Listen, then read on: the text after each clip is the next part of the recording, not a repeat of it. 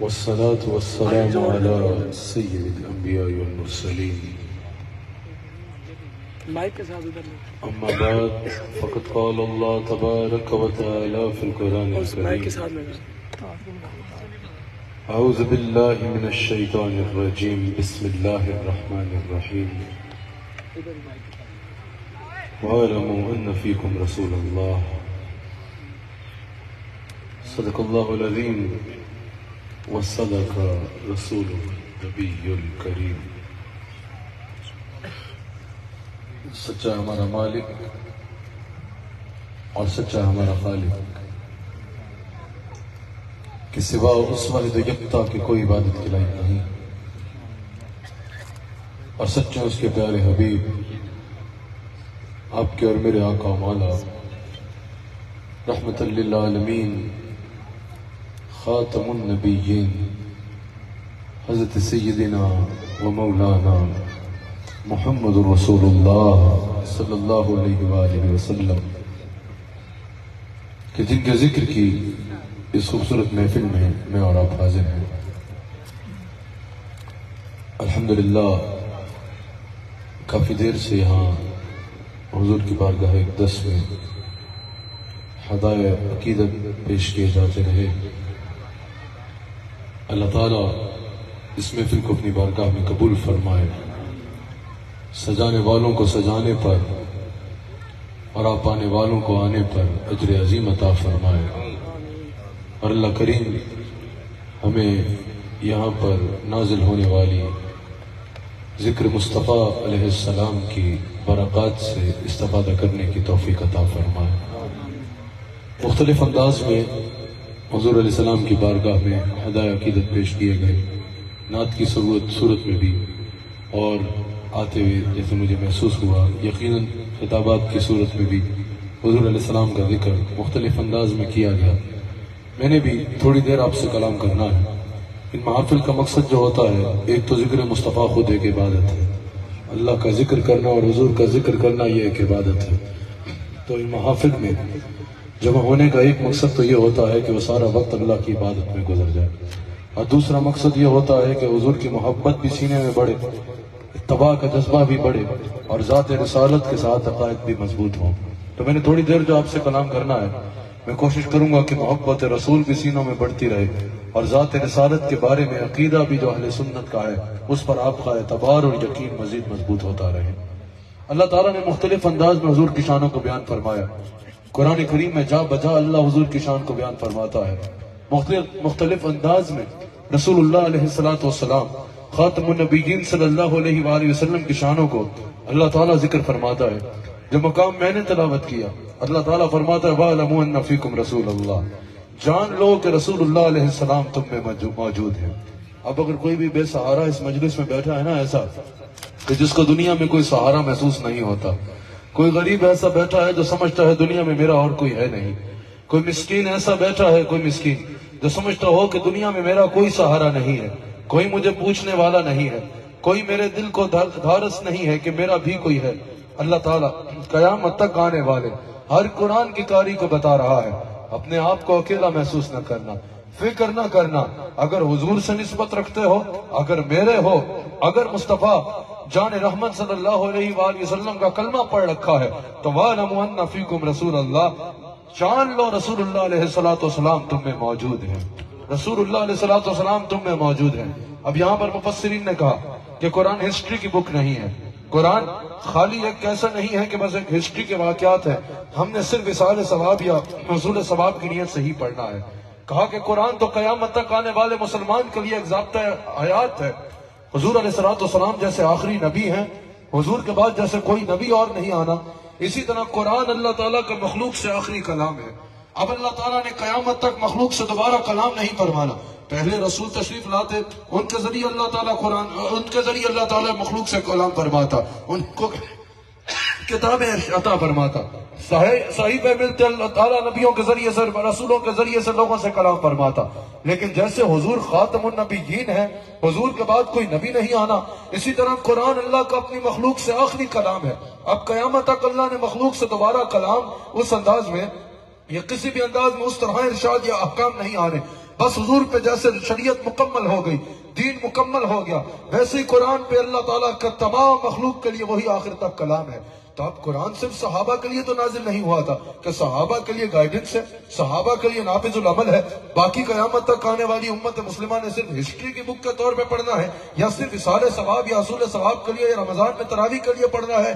نہیں، قیامت تک آنے والے ہر مسلمان کے لیے، ہر انسان کے لیے ضابطہ حیات ہے، زندگی گزارنے کا طریقہ اور سلیقہ قرآن سکھاتا ہے، اور عقیدہ اور نظریہ بھی قرآن دیتا ہے۔ تو قرآن صرف صحابہ کے لیے نازل نہیں ہوا۔ مفسرین کہتے ہیں قیامت تک آنے والے مومن سے کلام ہے، تو اللہ تعالیٰ قیامت تک آنے والوں سے فرما رہا ہے جان لو وَاعْلَمُوا أَنَّ فِيكُمْ رَسُولَ اللَّهِ، رسول اللہ صلی اللہ علیہ وآلہ وسلم تم میں موجود ہیں۔ کہا اگر دنیا سے چلے جانا عام انسان کی طرح ہو اور عام انسان کی طرح وہ معاملہ ہو تو پھر تو یہ نہیں صرف صحابہ کے لیے ہے۔ اب ہمارا یہ عقیدہ ہم نے قرآن سے لیا ہے کہ رسول اللہ آج بھی زندہ گنبد خضرا میں جلوہ گر ہے اور ہم میں موجود ہے۔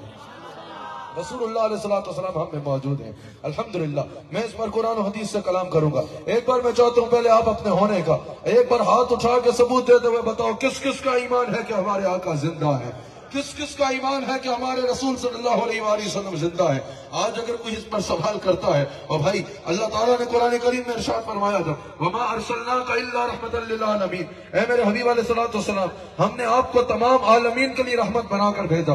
اب راحم کے لیے ضروری ہے کہ جو راحم رحمت کر رہا ہے وہ زندہ ہو، زندہ ہوگا تو رحمت کرے گا نا، اور اللہ تعالیٰ نے تمام عالمین کے لیے حضور کو رحمت بنا کر بھیجا، صرف صحابہ یا اس دور یا مخصوص امور کے لیے تو نہیں۔ یہاں پر یہاں پر روح البیان میں موجود ہے، علامہ اسماعیل حقی نے تبصرہ کیا کہ پہلوں کے لیے کہا رحمتن منا، وہ ہماری رحمتوں سے رحمت ہے، اور یہاں فرمایا رحمت للعالمین جب فرمایا تو مطلق ارشاد فرمایا۔ اس سے مراد یہ ہے کہ وہ مخصوص دور کے لیے رحمت تھے، پہلے انبیاء بہت بلند شان والے تھے، صرف اپنی امت کے لیے رحمت تھے، پہلے دور کے انبیاء صرف اس دور کے لیے رحمت تھے جس دور کے لیے وہ جلوہ گر رہے۔ جب وہ قبر انور میں جلوہ گر ہو گئے، آج بھی تمام انبیاء زندہ ہیں، آج بھی وہ رحمت ہیں، لیکن امور رحمت سر انجام نہیں دیں گے۔ کہاں مصطفیٰ جان رحمت علیہ السلام کو امور رحمت کے لیے ایک مخصوص امت نہیں ملی، ایک مخصوص دور نہیں ملا، ایک مخصوص ملک نہیں ملا، ایک مخصوص خطہ نہیں ملا، بلکہ فرمایا وَمَا أَرْسَلْنَاكَ إِلَّا رَحْمَةً لِّلْعَالَمِينَ۔ اگر کوئی جاننا چاہے مصطفیٰ علیہ السلام نے رحمت عالمین پہ کرنا ہے تو عالمین میں کون کون سا ملک آتا ہے، کون کون سا دور آتا ہے، کون کون سا خطہ آتا ہے، تاکہ ہم یہ جانیں کہ یہاں اس دور میں رسول کا زندہ ہونا ضروری ہے اور اس خطے میں رسول کی رسائی ہونا ضروری ہے۔ تو دیکھنا ہوگا الحمدللہ رب العالمین، الحمدللہ رب العالمین سے پتہ چل رہا ہے کہ اللہ جس دور کا اللہ خالق ہے وہ اس دور کا عالمین میں شامل کیا جائے گا، جس ذرے کا اللہ خالق ہے اس ذرے کو عالمین میں شامل کیا جائے گا۔ تو ہر دور کا خالق کون ہے، ہر ذرے کا خالق کون ہے، ہر مقام کا خالق کون ہے، ہر دور کا رب کون ہے؟ اللہ۔ اللہ ہر زمانے کا بھی خالق ہے، ہر مقام کا بھی خالق ہے، تو ہر زمانہ بھی عالمین میں شامل ہے، ہر مقام بھی عالمین کے لیے شامل ہے۔ اب دیکھو وَمَا أَرْسَلْنَاكَ إِلَّا رَحْمَةً لِّلْعَالَمِينَ، حبیب آپ کو عالمین کے لیے رحمت بنا کر بھیجا۔ اب عالمین میں رحمت کے خزانے کس نے لٹانے ہیں؟ بتائیے کس نے لوٹانے ہیں؟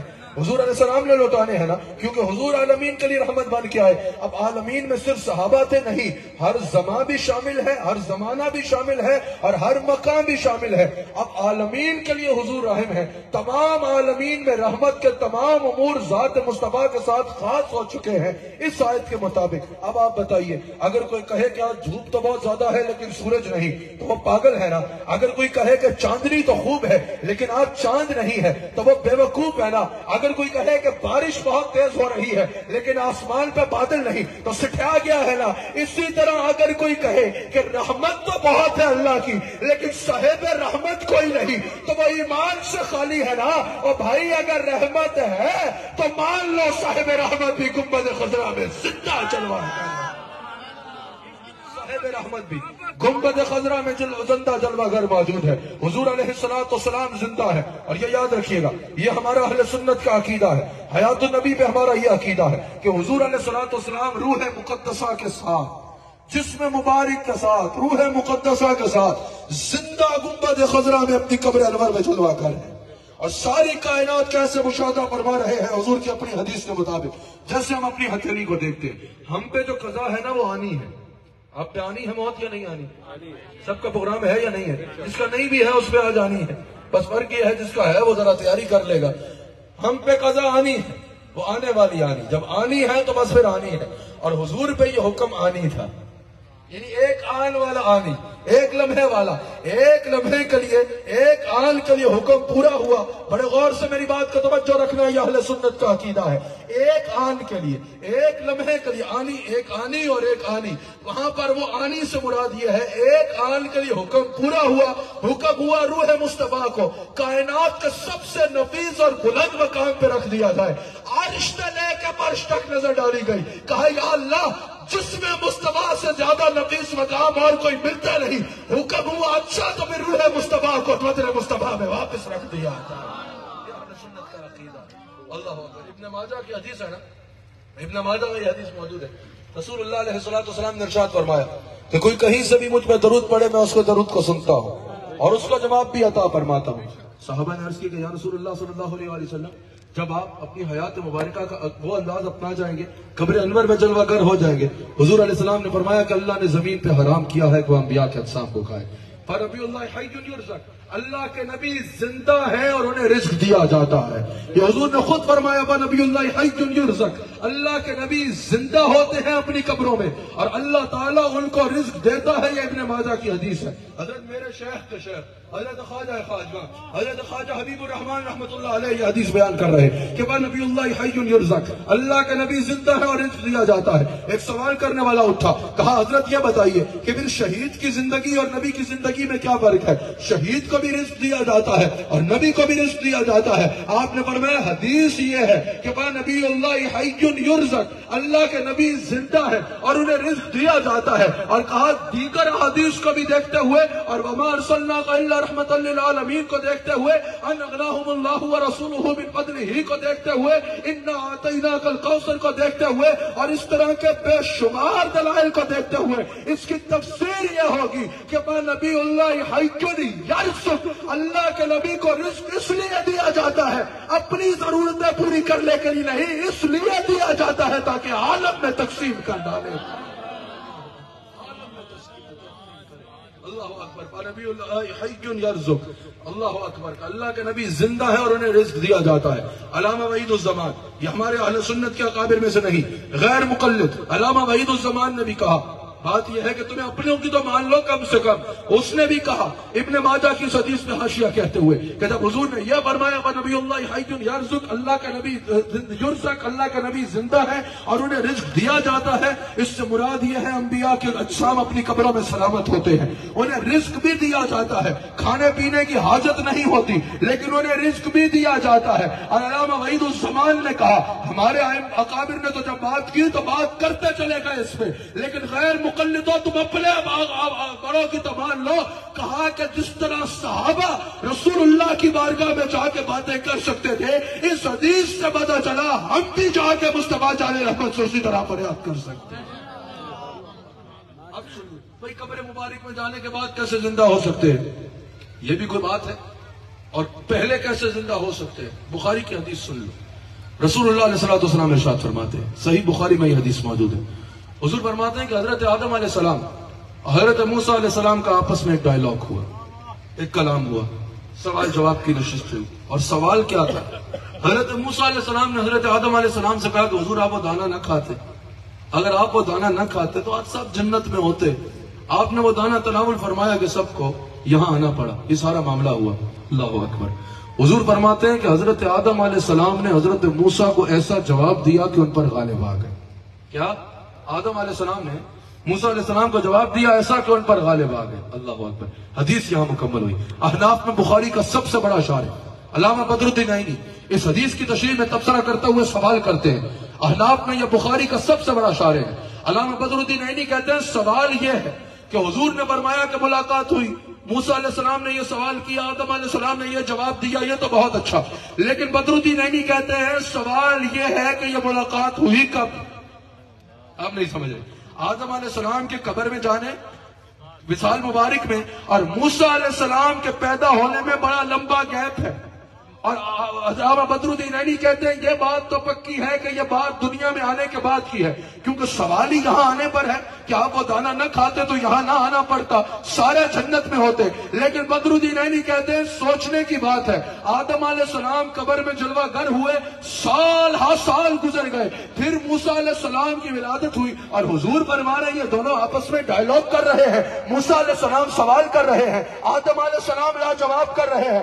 بدرالدین عینی کہتے ہیں یہاں سے مقام رسالت کا اندازہ ہوتا ہے۔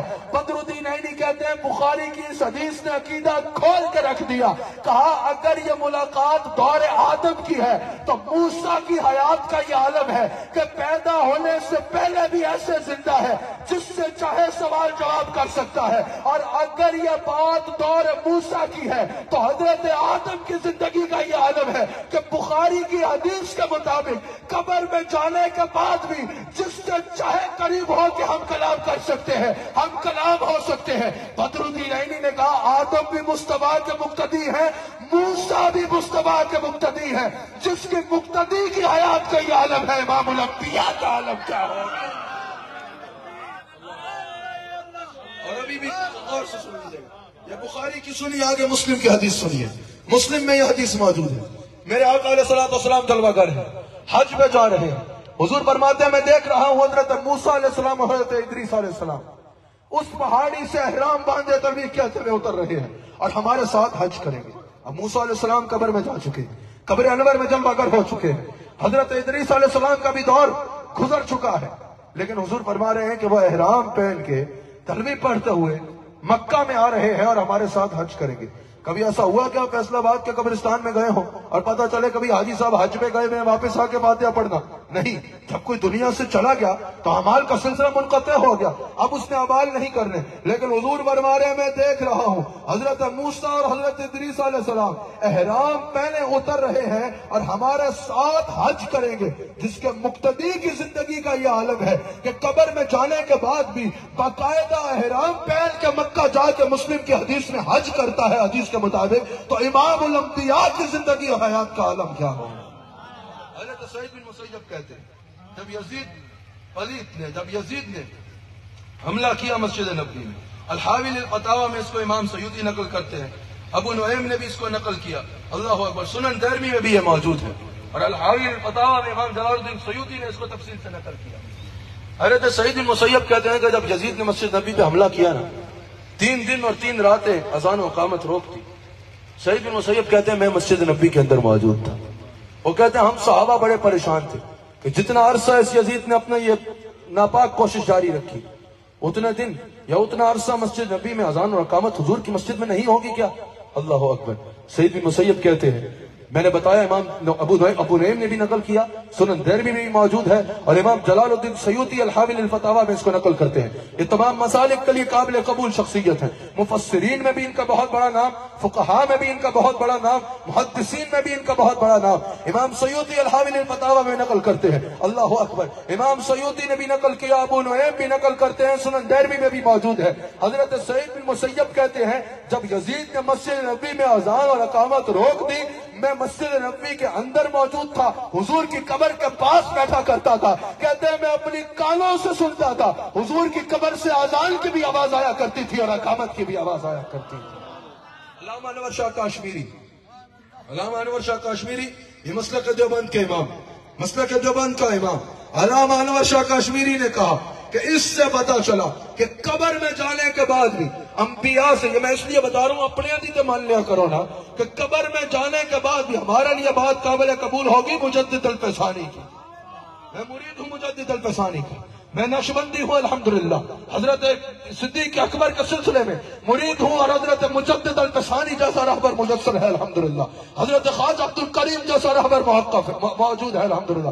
ہمارے لیے ان کی بات قابل قبول ہوگی، ہمارے لیے امام اہل سنت امام احمد رضا خان بریلوی رحمۃ اللہ علیہ کی بات قابل قبول ہوگی، لیکن ہم تو مانتے ہیں نا، تمہیں اس لیے بتا رہے ہیں اپنوں کی تو مانو۔ وہ کہتے ہیں کہ اس سے پتا چلا کہ قبر میں جانے کے بعد انبیاء سے اعمال بھی ثابت ہیں، نماز نماز بھی ثابت ہے، اذان بھی ثابت ہے، اقامت بھی ثابت ہے، قرآن کی تلاوت بھی ثابت ہے۔ میں پوچھتا ہوں کہ جب بندہ مر جاتا ہے تو وہ اعمال تو نہیں کرتا، جب یہ سارے اعمال ثابت ہیں تو پھر مان لو نا، ہر بے اصول کے لیے فطری اصول زندہ ہے۔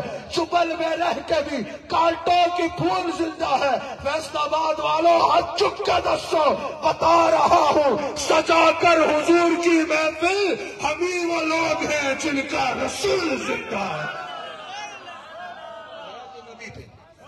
بھائیان دلیل یہ آیت ہے، وَلَوْ أَنَّهُمْ إِذْ ظَلَمُوا، بڑے غور سے سنیے گا، یہ بھائیان دلیل ہے حیات النبی پہ یہ آیت بھی کہ وَلَوْ أَنَّهُمْ إِذْ ظَلَمُوا أَنفُسَهُمْ جَاءُوكَ فَاسْتَغْفَرُوا اللَّهَ وَاسْتَغْفَرَ لَهُمُ الرَّسُولُ لَوَجَدُوا اللَّهَ تَوَّابًا رَحِيمًا۔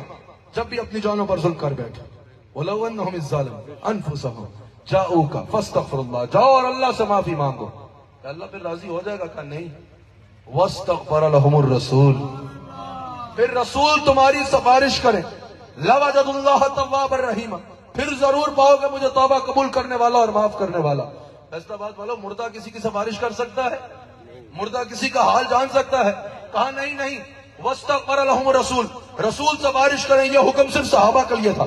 تو میں نے کیا فَاسْتَغْفِرُ اللَّهَ کا حکم بھی صرف صحابہ کے لیے تھا؟ کیا اللہ سے معافی مانگنے کا حکم بھی صرف صحابہ کے لیے تھا؟ نہ، وہ تو ہمیشہ کے لیے تھا۔ تو میں نے کہا قرآن یا شریعت آپ کے دادا جان کی تو نہیں ہے کہ چاہو کہ خود بول دو، ایک حکم فنا ہو گیا ہے اور ایک ہمیشہ کے لیے ہے، یہ دونوں حکم ساتھ آئے ہیں۔ اگر فَاسْتَغْفِرُ اللَّهَ کا حکم قیامت تک ہے تو فَاسْتَغْفَرَ لَهُمُ الرَّسُولُ کا حکم بھی قیامت تک مانا جائے۔ اس کی تفسیر میں، اسی کی دلیل میں مفسرین نے اسی کی تفسیر میں اس واقعہ لکھا جس کو حضرت امام قرطبی بھی نقل کرتے ہیں، امام قسطلانی بھی نقل کرتے ہیں، حضرت امام جلال الدین سیوطی نے بھی اس کو نقل کیا۔ اللہ اکبر، اس آیت کی تفسیر میں وَلَوْ أَنَّهُمْ إِذْ ظَلَمُوا أَنفُسَهُمْ جَاءُوكَ فَاسْتَغْفَرُوا اللَّهَ وَاسْتَغْفَرَ لَهُمُ الرَّسُولُ لَوَجَدُوا اللَّهَ تَوَّابًا رَحِيمًا۔ بڑے غور سے اپنے عقیدے کو مضبوط کرنا ہے۔ ان اکابر نے، ان مفسرین نے اس کو لکھا اس آیت کی تفسیر میں کہ جب حضور علیہ السلام قبر انور میں جلوہ گر ہوئے نا، ابھی 3 دن گزرے تھے، ایک عرابی تھا اپنی جان پہ ظلم کر بیٹھا، اللہ کو راضی کرنا چاہتا تھا، قرآن سے یہ آیت پڑھ لی، اللہ کو راضی کرنے کا ذریعہ اس آیت نے بتا دیا، اس نے مدینہ پاک کا قصد کیا۔ مدینہ پاک پہنچا تو جس صحابی سے کہے میں نے حضور سے ملنا ہے، وہ حضور کی یاد میں رو پڑے۔ امام سیوطی بھی نقل کر رہے ہیں، امام قرطبی نے بھی نقل کیا، امام قسطلانی نے بھی نقل کیا۔ آخر صحابہ نے اس کو لے گئے حضرت علی کے پاس، حضرت علی سے وہ مل گیا۔ اب یہ ممکن ہے کسی کو علی مل جائے اور مصطفیٰ نہ ملے، اور یہ ممکن ہے کوئی علی کو چھوڑ دے اور اسے مصطفیٰ مل جائے، یہ دونوں باتیں ممکن نہیں ہیں۔ جو علی سے مل جائے گا اس کو مصطفیٰ مل جائیں گے، اور جو دروازہ علی کو چھوڑ دے گا یہ ممکن ہی نہیں ہے اسے مصطفیٰ مل جائے۔ اللہ اکبر، پہنچ گیا مولا علی تک۔ اللہ اکبر، مولا علی نے کہا، اس سے کہا کہ میں نے حضور سے ملنا ہے۔ مولا علی نے کیا کیا؟ اب آج کے کسی کو کہتے ہیں عرب میں ایسا نہیں ہوتا، اگر عقیدہ کا عربی دیکھنا ہے تو مولا علی کو دیکھو نا، عقیدہ میں عربی دیکھنا ہے تو صدیق اکبر کو دیکھو نا، عقیدہ میں عربی دیکھنا ہے تو فاروق اعظم کو دیکھ کے عقیدہ اخذ کرو نا۔ مولا علی نے اس کا ہاتھ پکڑا، وہ جن کو حضور نے فرمایا میں علم انا مدینۃ العلم وعلی بابھا، میں علم کا شہر ہوں تو علی دروازہ ہے۔ عقیدہ ہم ان سے سیکھیں گے یا آج کے کسی سے سیکھیں گے؟ مولا علی نے اس کا ہاتھ پکڑا اور اس کو حضور کی قبر پہ لے گئے، حضور کی قبر انور کی طرف اشارہ کیا، کہا یہ ہے رسول اللہ، جو بات کرنی ہے ان سے کر لو۔ وہ حضور کی قبر انور کے پاس بیٹھا۔ امام رازی نے بھی اس کو لکھا، امام رازی نے بھی لکھا، اللہ اکبر، امام سیوطی، امام قرطبی، امام قسطلانی اور دیگر کئی مفسرین اس آیت کی تفسیر میں اس واقعے کو لکھ چکے۔ کہا کہ وہ حضور کی قبر انور کے پاس بیٹھا، اس نے حضور کی قبر انور پہ ہاتھ رکھا، کہا یا رسول اللہ صلی اللہ علیہ وآلہ وسلم، اپنا کام میں نے کر دیا کہ آپ کے قدموں میں حاضر ہو گیا، اب اپنا کام آپ کریں، اللہ کو مجھ پہ راضی فرمائے۔ مولا علی کہتے ہیں ہم سب صحابہ نے اپنے کانوں سے سنا کہ حضور کی قبر سے آواز آتی ہے، چل میں تیرے رب کو تجھ پہ راضی کروا چکا ہے۔ اللہ اکبر، بتا رہا ہوں سجا کر حضور کی محفل۔ امام فخر الدین رازی نے بھی اس کو لکھا، کبیر میں موجود ہے کہ جب افضل البشر بعد از انبیاء سیدنا صدیق اکبر رضی اللہ تعالیٰ عنہ، خصائص کبریٰ میں موجود ہے، فخر الدین رازی نے بھی اس کو لکھا کہ جب سیدنا صدیق اکبر رضی اللہ تعالیٰ عنہ کا وقت آخر آتا ہے، صدیق اکبر کیا وصیت کرتے ہیں کہ میری میت کو اٹھانا اور رسول اللہ علیہ السلام کے دروازہ کرم پہ رکھتے ہیں، اور حضور سے سوال کرنا یا رسول اللہ غلام حاضر ہے، کیا حکم ہے؟ اگر حضور اجازت دیں تو قدموں میں دفنا دینا، اگر اجازت نہ ہو تو بقیع میں دفنا دینا۔ اب صدیق اکبر کا کیا عقیدہ پتہ چلا کہ صدیق اکبر کا یہ عقیدہ ہے کہ جیسے حضور قبر کے باہر زندہ تھے ویسے ہی حضور قبر کے اندر زندہ ہیں۔ پھر صحابہ نے کیا اس کو صرف صدیق اکبر کی محبت کی کیفیت سمجھ کے نظر انداز کر دیا؟ نہیں، مولا علی جیسا صحابی، حضرت عثمان جیسا صحابی، حضرت عمر فاروق جیسا صحابی حضرت صدیق اکبر کی میت کو اٹھاتے ہیں، تو جسم مبارک کو اٹھاتے ہیں، حضور کی قبر انور کے حجرہ مبارک کے باہر رکھتے ہیں، عرض کرتے ہیں یا رسول اللہ غلام حاضر ہے، ارشاد فرمائیے کیا حکم ہے؟ حضور کی قبر انور سے جو حکم ہوتا ہے اس کے مطابق قدموں میں دفن کرتے ہیں۔ پتہ چلا صدیق اکبر سمیت ہر صحابی کا یہ بنیادی عقیدہ تھا کہ جیسے حضور قبر سے باہر زندہ سنا کرتے تھے ویسی قبر مبارک کے اندر زندہ سنا کرتے تھے۔ اللہ اکبر۔ یہ جو آیت ہے نا، لقد من اللہ علی المؤمنین اذ بعث فیہم رسولا، آپ اس کو میلاد کے دنوں میں علماء سے سنتے ہوں گے۔ حضرت غزالی زمان اس کو جو ہے وہ حیات النبی کے لیے مجھے بڑا اچھا لگا ان کا نقطہ، حیات النبی کے ثبوت پہ پیش کیا، کہا کہ یہ حیات النبی کی دلیل ہے۔ کہا وہ کیسے، یہ حیات النبی کی دلیل کیسے بنے گی؟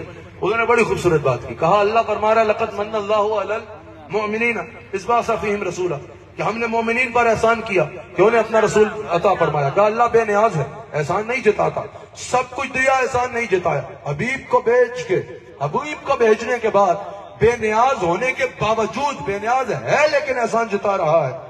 کہا سوال یہ ہے کہ اللہ کن پر احسان جتا رہا ہے؟ صرف صحابہ پر؟ کہا نہیں، مومنین پر۔ کہا قیامت تک آنے والے مومنین پر؟ کہا بالکل۔ آپ بتاؤ حضور کی آمد آپ پر احسان ہے یا نہیں ہے؟ مجھ پر احسان ہے یا نہیں ہے؟ ابھی کوئی کہتا ہے نہیں ہے تو اللہ مومنوں سے کہہ رہا ہے کہ ہم نے مومنین پر احسان فرمایا کہ ان میں اپنے حبیب کو بھیجا۔ حضرت غزالی زمانے میں بڑی خوبصورت بات کی، کہا سوال یہ ہے کہ اللہ جب احسان جتا رہا ہے مومنین پر کہ ہم نے مومنوں پر احسان کیا اپنے حبیب کو بھیج کے، تو یہ صرف صحابہ پہ تو نہیں ہے، ہم پہ بھی احسان جتا رہا ہے اور آج تک احسان جتا رہا ہے۔ کہا اگر احسان ہی مر چکا ہے، اگر احسان ہی موجود نہیں ہے تو پھر جتا کیا رہا ہے؟ اگر جتا رہا ہے، آج بھی جتا رہا ہے، قیامت تک جتا رہا ہے، تو غزالی زبا کہتے ہیں یہ اس بات کی دلیل ہے کہ دور آتے رہیں گے، دور جاتے رہیں گے، قومیں آتی رہے گی، قومیں جاتی رہے گی، اللہ ہر قوم کو کہہ رہا ہے میرا رسول تم میں زندہ جلوگر ہے اور یہ میرا تم پہ احسان عظیم ہے، اس کو احسان مانو۔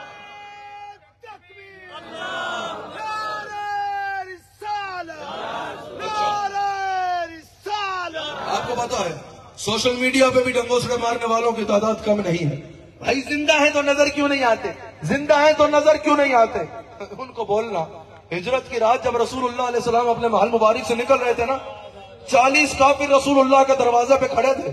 رسول اللہ چھپ چھپا کے نہیں نکلے، رسول اللہ اپنے محل مبارک سے نکلتے ہیں اپنی شان و شوکت کے ساتھ، مٹی اٹھاتے ہیں ہوا میں پھینکتے ہیں۔ یہاں بھی شان دیکھو، مٹی کون پھینک رہا ہے؟ حضور پھینک رہے ہیں، اور اللہ قرآن نازل فرما رہا ہے وَمَا رَمَيْتَ إِذْ رَمَيْتَ وَلَكِنَّ اللَّهَ رَمَا۔ یہ مٹی حبیب نہیں پھینک رہے، یہ مٹی تو اللہ نے پھینکی ہے۔ ہوتا کیا ہے؟ وہ سارے اندھے ہو جاتے ہیں، حضور سامنے سے گزر جاتے ہیں، وہ سارے دروازے پہ کھڑے ہیں، حضور کو دیکھ نہیں پاتے۔ کہا زندہ ہے تو نظر کیوں نہیں آتے؟ میں کہا تمہارے پردادا حضور کے سامنے سے نکل گئے تھے ہجرت کی رات، ان کو سامنے نظر نہیں آئے، تمہیں فیصلہ آباد میں نظر آئے؟ بتائیے، زندہ ہے تو ہر سال عمر بھی بڑھایا کرو نا، زندہ ہے تو عمر کیوں نہیں بڑھاتے؟ کہتے ہو 63 برس، ہر سال عمر بڑھایا کرو اگر زندہ ہے تو۔ میں نے کہا زندہ ہیں لیکن عمر وہ کی نہیں جائے گی۔ کہا نہیں، یہاں پکڑے گئے، عمر وہی ہوگی جو زندہ رہے، پھر تم عمر کیوں نہیں بڑھاتے اگر زندہ ہے؟ میں نے کہا آپ کی عمر کتنی ہے؟ کہا اتنے سال۔ میں نے کہا ایگزیکٹ بتاؤ، سالگرہ کا دن ڈھونڈا جس دن وہ بوجھ مبارک دنیا میں آیا، سمجھ آئی؟ وہ دن ڈھونڈا اور پھر کہا اتنے سال، اتنے مہینے، اتنے دن۔ میں نے کہا نہیں، غلط بتا رہے ہو۔ کہا ہمارے ابا بڑے سمجھدار آدمی تھے۔ سمجھ آ گئی؟ میں نے کہا وہ تو ہمیں نہیں پتا، آپ کی تربیت تو ایسی نظر نہیں آ رہی، آپ کا عقیدہ تو اس کی الگ گواہی دے رہا ہے، لیکن چلو سمجھدار تو ہوں گے۔ کہا بڑے سمجھدار آدمی تھے، ایک اور ایک ڈیٹ لکھی تھی میری پیدائش کی۔ میں نے کہا نہیں، پھر بھی غلط بتا رہے ہو۔ کہا اتنے ہی سال ہے، اتنے سال، اتنے مہینے، اتنے دن۔ میں نے کہا یہ بتاؤ 4 مہینے بعد تو ماں کے پیٹ میں زندگی آ جاتی ہے، 5 مہینے اپنی ماں کو جو پیٹ میں تنگ کیے رکھا، کیا مردہ پیدا ہوئے تھے؟ ہاں ماں کے پیٹ سے زندہ پیدا ہوا تھا۔ میں نے کہا جب زندہ تھے تو گنتے کیوں نہیں؟ کہا گنتے اس لیے نہیں کیونکہ اصول یہ ہے ماں کے پیٹ میں زندہ تھے، لیکن گنیں گے وہ جو لوگوں کو دکھتے رہے۔ میں نے کہا جب تیرے جیسے بے شکلے کی زندگی میں ایسا وقت ہے جو گلا نہیں جائے گا لیکن تو زندہ تھا، تو امام الانبیاء کی بھی ہم زندگی گنتے وہ ہے جو دیکھ کے لوگ صحابی بن جاتے تھے، ورنہ حضور آج بھی زندہ ہے۔ جب کچھ نہیں بچے گا اس وقت بھی یا خدا ہوگا یا میرا مصطفیٰ۔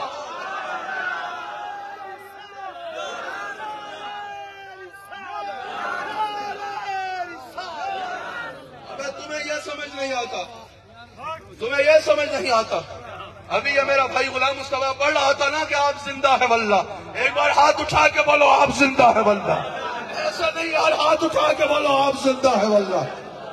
اسی رات یہ تھکے ہو تو انہوں پتا ہوئے گا میں پیچھے 3 مہینے مستقل سفر سے، امریکہ سے، پھر برطانیہ سے، یورپ سے ہوتا ہوا جس دن سے یہاں سے پہنچا پنجاب میں مستقل سفر پہ ہو، تھکاوٹ، ذکر مصطفیٰ تھکاتا تو نہیں ہے، ذکر مصطفیٰ تو تھکاوٹ دور کرتا ہے۔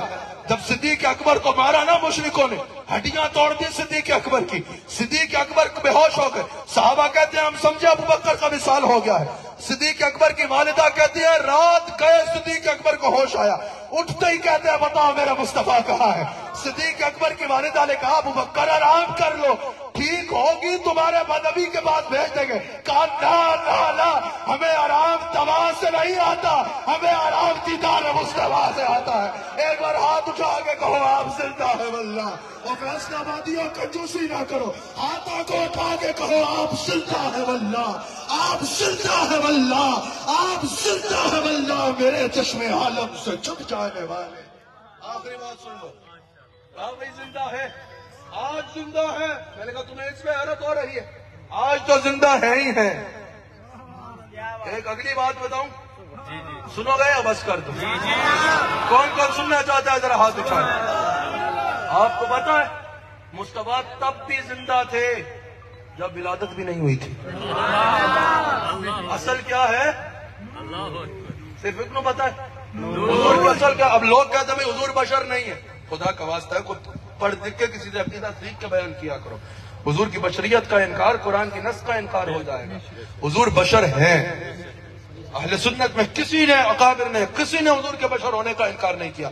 یہ دیکھو نا یار، سائنس پڑھتے ہیں میتھمیٹکس والے سے، میتھمیٹکس پڑھتے ہیں کیمسٹری والے کے پاس جا کے، سنی حضور کا بشر نہیں مانتے۔ میں نے کہا کہاں سے آ رہا ہے؟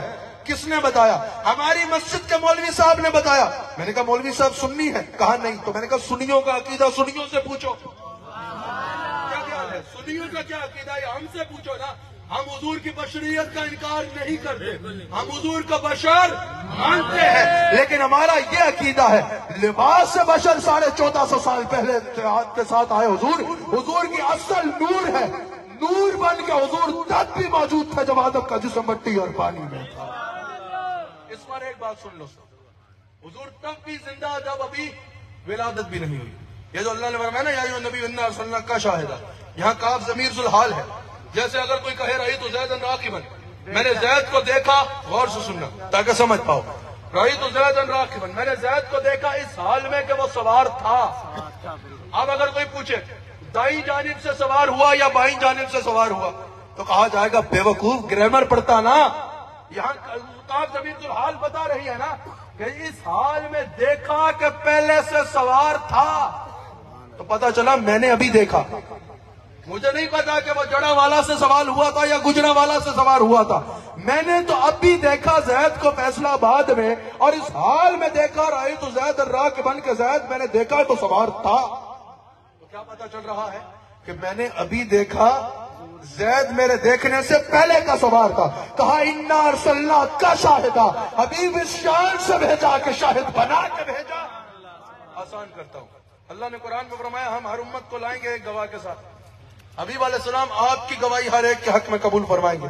بخاری میں موجود ہے، حضور علیہ السلام ارشاد فرماتے ہیں کہ اللہ اکبر، قیامت کے دن امتیں اللہ تعالیٰ کے حضور کہیں گے یا اللہ نبیوں نے تو ہم تک پیغام پہنچایا ہی نہیں، پوچھا تو جائے گا نا سب سے کہ بندے دے پتر کیوں نہیں بڑھے؟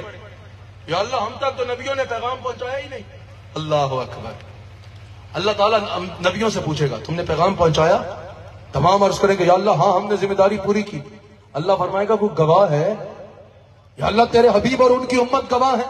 اب امت نے تو حضور کے بتانے پہ ہی گواہی دینی ہے نا. اصل بات یہ ہے کہ حضور گواہ. اللہ اکبر. حضور فرماتے ہیں میں گواہی دوں گا. اور بخاری کی حدیث حضور فرماتے ہیں میری گواہی سب کے حق میں قبول کی جائے. میں کل بھی سے اشارتاً بات کی تھی کسی جگہ پر. اللہ. اب سوال یہ بنتا ہے حضور سب کی گواہی دیں گے. مثال کے طور پہ یہ فیصل صاحب کہیں کہ میں نے آج سے 25 سال پہلے محفل کروائی تھی اور اس میں یہ ہوا. لوگ پوچھیں گواہ؟ یہ بولے غلام مصطفیٰ گواہ ہے. غلام مصطفیٰ کو میں گواہی کے طور پہ پیش کرتا ہوں. بولیں گے عقل کو ہاتھ مارو فیصل صاحب کیا ہو گیا؟ سمجھدار آدمی دکھتے ہو, یہ کیا کر رہے ہو؟ وہ بولیں گے غلام مصطفیٰ گواہی نہیں دے سکتا. کہا گواہی دے سکتا ہے لیکن 25 سال اپنی عمر نہیں ہے تو 25 سال پرانی محفل کی گواہی کیسے دے گا؟ تو ہم بھی تو یہی کہہ رہے ہیں میلاد 1400 سال پہلے ہوا, گواہی آدم کی دیں گے, گواہی موسیٰ کی دیں گے, گواہی ابراہیم کی دیں گے, گواہی عیسیٰ کی دیں گے. تو مان لو نا لباس بشریت 1450 سال پہلے آیا ہے. اصل نور ہے, نور بن کے ہر نبی کے دور میں حاضر بھی تھے اور ناظر بھی تھے. میرے آقا زندہ ہے. آج اٹھا کے بولو ہمارے آقا زندہ ہے. الحمدللہ. اللہ تعالی ہم سب کو رسول اللہ علیہ السلام کی ذات اقدس پر اپنے عقیدہ مضبوط رکھنے کی توفیق عطا فرمائے. اللہ تعالی ہم سب کو مضبوط عقیدہ ذات رسالت پہ رکھنے کی توفیق عطا فرمائے. اور اللہ تعالی ہمیں بد عقیدہ لوگوں سے اور ان کی بد عقیدگی سے بچنے کی توفیق عطا فرمائے. یاد رکھنا سنی عقیدہ توحید میں مضبوط ہوتا ہے, سنی عقیدہ رسالت میں مضبوط ہوتا ہے, سنی حضور کی ہر شان کو قبول کرتا ہے, سنی حضور کے صحابہ کے معاملے میں بھی مضبوط عقیدہ رکھتا ہے. خبردار سنی وہی ہوتا ہے جو حضور کے ہر صحابی کا احترام کرتا ہے, حضور کے ایک ایک صحابی کی جوتیاں اپنے سر کا تاج سمجھتا ہے. کسی ایک صحابی پہ بھونکنے والا, کسی ایک صحابی کے خلاف بکواس کرنے والا, کسی ایک صحابی کے بارے میں بھی 2 ٹکے کا آج کا کوئی بندہ پھلک لگانے والا, کسی ایک صحابی کے بارے میں بھی بک بک کرنے والا خارج اہل سنت ہو جاتا ہے, روافض میں چلا جاتا ہے, وہ سنی نہیں رہتا. پھر خلافت کی ترتیب کو افضلیت کی ترتیب ماننا یہ سنیت کے لیے ضروری ہے. بالخصوص شیخین قریبین کو یعنی بالخصوص یہ ماننا کہ افضل البشر بعد از انبیاء صدیق اکبر ہے, پھر سیدنا فاروق اعظم. یہ ماننا بغیر انسان سنی ہو نہیں سکتا. اور ائمہ اربعہ کا یہی موقف ہے, امام ابو حنیفہ کا, امام شافعی کا, امام احمد بن حنبل کا, امام مالک کا یہی موقف ہے کہ جو خلافت کی ترتیب ہے وہی افضلیت کی ترتیب ہے. اور افضلیت صدیق اکبر کا انکار کرنے والا بھی صرف احمد رضا خان بریلوی رحمت اللہ علیہ کے نزدیک ہی نہیں, صرف شیخ احمد سرہندی فاروقی رحمت اللہ علیہ کے نزدیک ہی نہیں, بلکہ امام ابو حنیفہ کے نزدیک بھی افضلیت کا منکر جو تفضیلی ہوتا ہے وہ خوارج میں وہ تفضیلی ہو جاتا ہے, اور تفضیلی بھی روافض کی طرف لے کے جاتے ہیں. روافض کی ہی قسم ہوتے ہیں, وہ تفضیلی ہو جاتا ہے. اہل سنت نہیں رہ سکتا. اہل سنت میں رہنے کے لیے ضروری ہے کہ انسان صحابہ میں افضلیت کی بھی جو ترتیب اہل سنت کے ہاں اعلی حضرت نے بیان کی, مجدد الفسانی نے بیان کی, امام ابو حنیفہ نے بیان کی, ابو منصور ماتریدی نے بیان کی, اس کے آگے سر تسلیم خم کرنے. اور پھر سنی اہل بیت کا ادب کرتا ہے, سنی اہل بیت کی جوتیوں کو اپنا سر کا تاج بناتا ہے, سنی اہل بیت کا ایسے ادب کرتا ہے کہ تیری نسل پاک میں ہے بچہ نور کا, آپ ہیں عین نور, آپ کا سب گھرانہ نور کا.